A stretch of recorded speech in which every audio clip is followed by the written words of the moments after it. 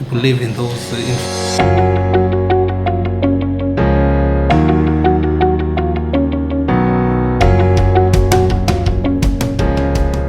Our community is one of the biggest townships in South Africa. So we've got plenty of poverty, sadness and lack of skill and education. We want to change a kid's playground that is used as a permanent dumping site into an attraction site with our art or creativities.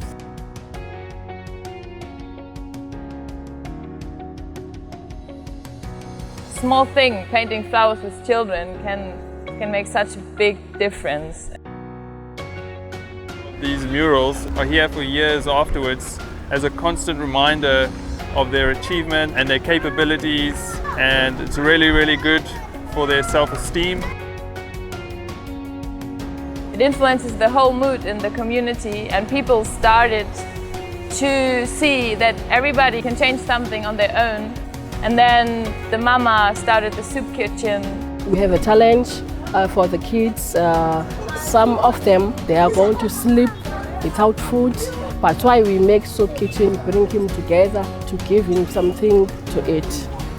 I wanted to continue to make them paint and then to make something, because they are allowed to do that. We want to do a shelter for them.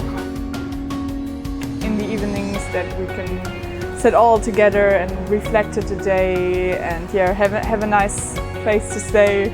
Yeah, it was quite nice. I think I learned how to be happy with just small things.